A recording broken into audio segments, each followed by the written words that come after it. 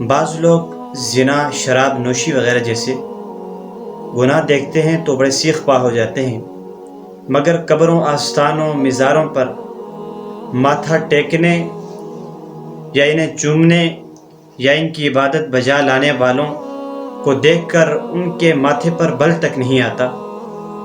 حالانکہ زنا اور شراب گناہ کبیرہ ہیں جو کہ مذہب سے خارج نہیں کرتے، لیکن غیر اللہ کے لیے کوئی عبادت بجا لانا شرک ہے، اور اسی حالت میں موت کفر کی موت ہے۔ اسی لیے علماء ربانیین عقیدے کی تدریس کو اصل سمجھتے تھے۔ سلف میں سے ایک عالم نے عقیدہ توحید پر ایک کتاب تصنیف فرمائی، اور اس کتاب کو اپنے طلباء میں، اپنے شاگردوں میں کھول کھول کر بیان کرتے تھے اور اس کے مسائل ان کے ذہن نشین کراتے تھے۔ ایک مرتبہ ان کے تلامذہ نے، شاگردوں نے اپنے استاد سے عرض کیا کہ ہمیں کسی اور موضوع پر درس دیں، مثلاً سیرت، قصص وغیرہ پر۔ استاد یہ سن کر خاموش ہو گئے اور کہنے لگے کہ میں کچھ سوچ کر انشاءاللہ کل بتاؤں گا۔ صبح جب استاد کلاس کے اندر داخل ہوئے، انتہائی غمزدہ اور پریشان تھے۔ طلباء نے اپنے استاد سے پریشانی کی وجہ دریافت کی تو کہنے لگے کہ ہمارے قریب علاقے میں ایک شخص نے نیا مکان بنایا ہے، اور اس نے جن اور شیاطین سے محفوظ رکھنے کے لیے اپنے مکان پر جن کے نام پر ایک مرغہ ذبح کیا ہے۔ میں نے ایک آدمی کو اس خبر کی تحقیق کے لیے روانہ کر دیا ہے۔ طلباء پر استاد کی اس بات کا کوئی اثر نہیں ہوا، صرف اس شخص کے لیے ہدایت کی دعا کی اور خاموش ہو گئے۔ دوسرے دن پھر استاد کلاس کے اندر داخل ہوئے اور کہنے لگے، میں نے جس شخص کو اس آدمی کی تحقیق کے لیے روانہ کیا ہے، اس شخص نے تحقیق کی تو پتہ چلا کہ اس آدمی نے مرغ ذبح نہیں کیا بلکہ اپنی ماں کے ساتھ منہ کالا کیا ہے۔ یہ بات سن کر سب طلباء مشتعل ہو گئے، غصے میں آ گئے اور اس شخص کو گالیاں دینی شروع کر دی، برا بھلا کہنا شروع کر دیا، اور استاد سے کہنے لگے کہ اس شخص کو تنبیہ کرنی چاہیے، سمجھانا چاہیے، یا اسے سزا دینی چاہیے۔ اس پر استاد نے فرمایا کہ تمہارا بھی بڑا عجیب معاملہ ہے۔ ایک شخص نے گناہ کبیرہ کیا ہے جس کی وجہ سے وہ مذہب سے، اسلام سے خارج نہیں ہوا، تم نے اس پر انتہائی برہمی کا اظہار کیا، لیکن جس شخص نے شرک کا ارتکاب کیا تو تم لوگ ٹس سے مس نہیں ہوئے۔ سب طلباء خاموش ہو گئے۔ پھر استاد نے ایک شاگرد سے اشارتاً کہا کہ کتاب التوحید لے آؤ، آج سے ہم پھر دوبارہ اسے پڑھیں گے۔ در حقیقت شرک بہت بڑا گناہ ہے، اللہ تعالیٰ مشرک کو کبھی معاف نہیں کریں گے۔ اللہ تعالیٰ کے ارشاد گرامی ہے، بعد اعوذ باللہ من الشیطان الرجیم، ان الشرک لظلم عظیم۔ جان لو کہ شرک بہت بھاری گناہ ہے، اور اللہ تعالیٰ نے شرک کرنے والوں پر ہمیشہ کے لیے جنت کو حرام کر دیا ہے، اور وہ ہمیشہ کی جہنم میں رہیں گے۔ اللہ تعالیٰ کے ارشاد گرامی ہے، انہ من یشرک باللہ فقد حرم اللہ۔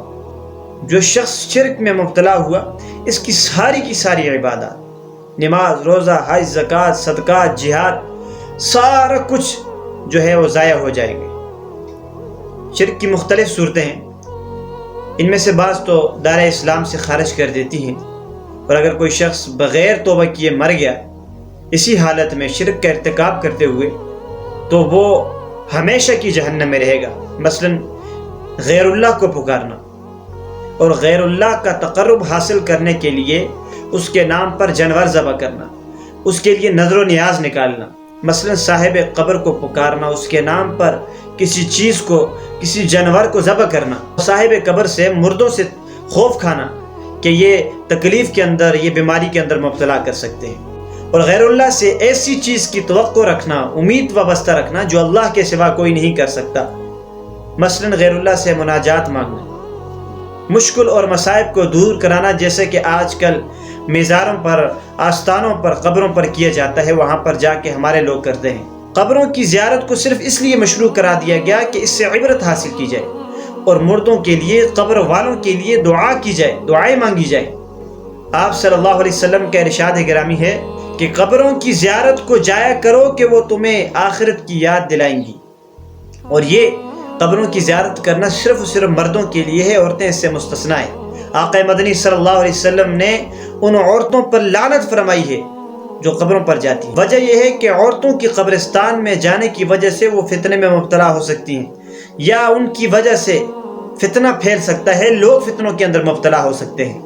قبروں کو پکارنا، ان سے مدد مانگنا، ان کے نام پر جانور ذبح کرنا، ان کے لیے نظر و نیاز نکالنا، اپنی حاجات مردوں کے سامنے رکھنا، یہ سب کے سب امور شرک اکبر ہیں۔ چاہے قبر والا کوئی نبی ہو، ولی ہو، فقیر ہو، کوئی بزرگ ہو، سب کے سب اللہ کی مخلوق ہیں، کوئی بھی کسی نفع و ضرر کا مالک نہیں۔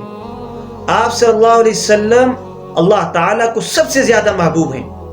اللہ تعالیٰ کے ارشاد گرامی ہے، قُلْ لَا أَمْلِكُ لِنَفْسِي نَفْعًا وَلَا ضَرًّا، کہہ دیجئے نبی صلی اللہ علیہ وسلم، میں اپنے آپ کے لیے نفع و ضرر کا مالک نہیں۔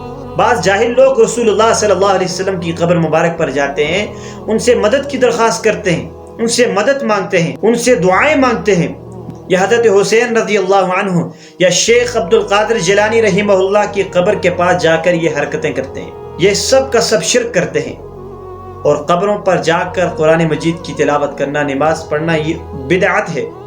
زیارت کرنے والوں کے لیے صرف یہ بات مشروع ہے کہ وہ وہاں جا کر عبرت حاصل کریں، اور اہل قبر کے لیے، مردوں کے لیے، قبروں میں پڑے لوگوں کے لیے دعا کریں، استغفار کریں ان کے لیے۔ تعجب کی بات ہے، آدمی مقبرہ پر جائے اور اس کو اس بات کا یقین ہو یہ سب بے حرکت اجسام ہیں، اپنی حالت کو بدل نہیں سکتے، اور پھر بھی وہ ان سے اپنی دعا کی قبولیت مانگے اور ان سے اپنے مسائل کا حل مانگے۔ بہت سارے آستانے، بہت سارے مزارات، ان کی بے انتہا تعظیم کی جاتی ہے، ان کی تعمیر کے لیے کروڑوں روپے خرچ کیے جاتے ہیں، اور ان کے لیے خاص خادم اور مجاور مقرر کیے جاتے ہیں، اور لوگوں کو اپنا تقوی اور دنیا سے برغبتی ظاہر کرتے ہیں، جو لوگوں کو من گڑت واقعات، کہانیاں سنا کر شرک میں مبتلا ہونے کی دعوت دیتے ہیں۔